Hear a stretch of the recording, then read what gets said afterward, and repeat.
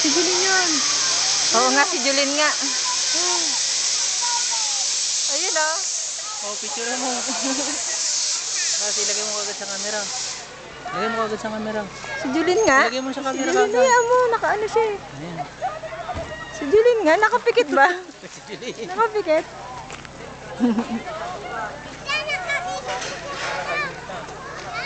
Buti pumayag, no?